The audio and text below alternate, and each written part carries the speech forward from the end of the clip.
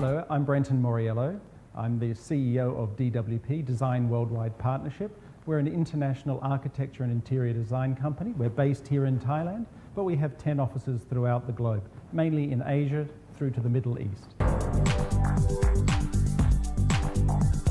DWP is a Thai-based company. It was started by two Australians some 22 years ago. I think the reason they might have come here back then was because in Australia there was a recession, and then in Southeast Asia we were growing at about 10% per year. It was the Southeast Asian economy, so it was really exciting for most Australians, myself included. So we decided to come across here and strike out on our own, originally with another Australian design firm, but realising the opportunities, strike out on our own and become entrepreneurs, and 22 years later, here we are, DWP Worldwide. The economic environment and therefore the opportunities that exist for DWP have changed dramatically in the last 22 years.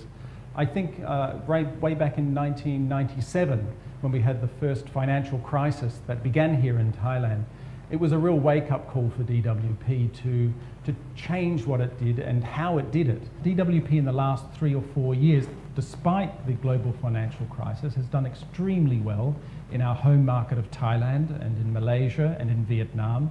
Of course, Singapore and some other areas have been a little bit more difficult, but perhaps that's because they're more mature in terms of a marketplace. But that just means we have to approach it differently. But I do see great opportunities. I think we've had a real boom in the property market, which definitely helps a design firm like DWP.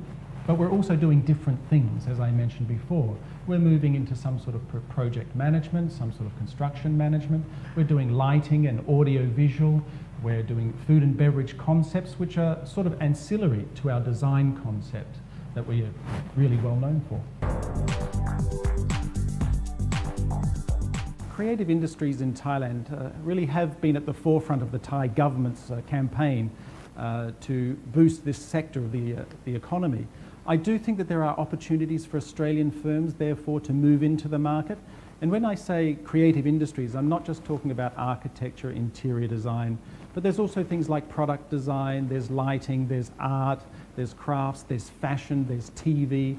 I've been a real proponent here, and I've actually worked with the government on several occasions to talk up a sort of a cluster effect. If you think of the IT sector, when there's a cluster of projects and companies that come together, you seem to get this multiple effect. So I've been working with the government to try and create this cluster effect, whereby we bring the different creative industries together to get a multiple effect.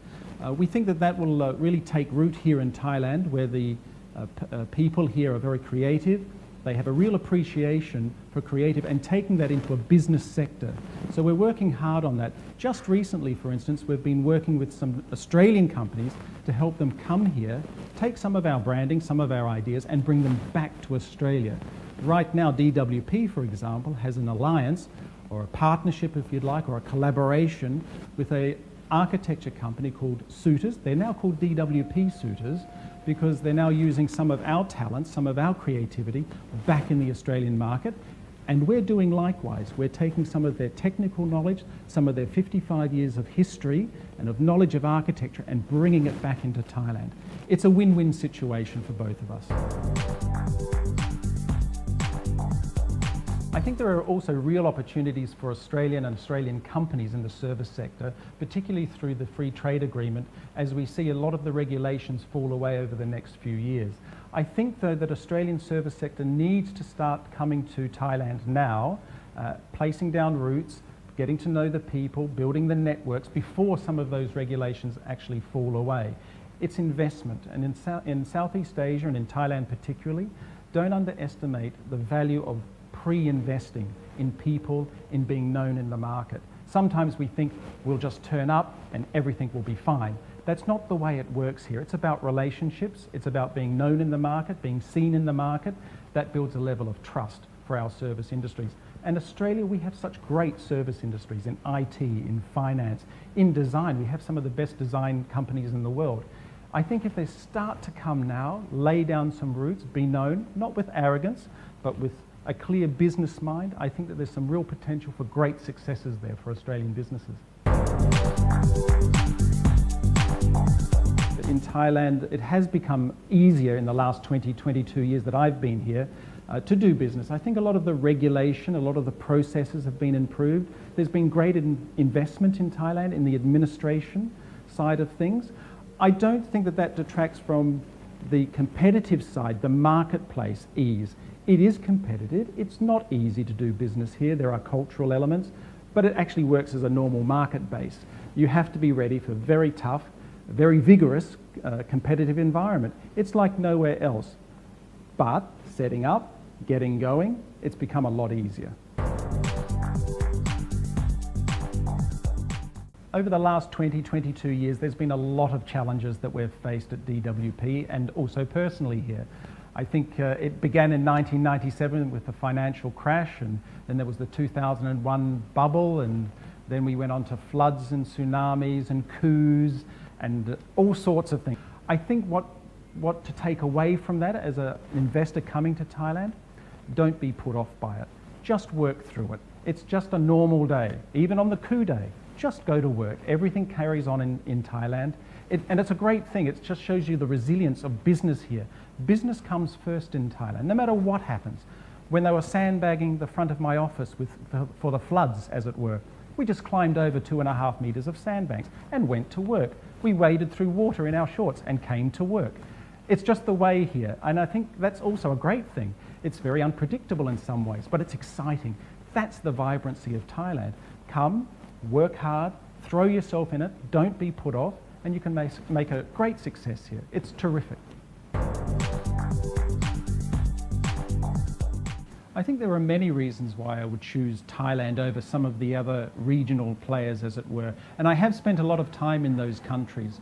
I was 3 years in and out of Malaysia and in Vietnam. I spent a lot of time in the UAE with our offices there as well. I would still tend to choose Thailand. I feel that it is easier to do business here, at least to get going, as it were. And then you do have the marketplace difficulties. But it is a large market, it is worth investing in, and I do believe that the returns here are worth the investment. For the last 65 years, through tumultuous change here in Thailand, they've really kept a focus on business. It is the hub of Southeast Asia. You can't take it away from Thailand. They've done a magnificent job here in building an infrastructure that really supports business. And if you look at us, a small design firm that came here and started here 20 years ago with 2 Australians. We're now nearly 400 people. We've got 10 offices. We're spanning Asia, and we've moved back into Australia with 4 new offices. I think that's a success story that you could build on, that you could take some heart from. And actually, I think it's easier now than it was then. I think that there's more opportunities now than there were then. So I would really recommend that Thailand become your focus over some of the other countries in the region.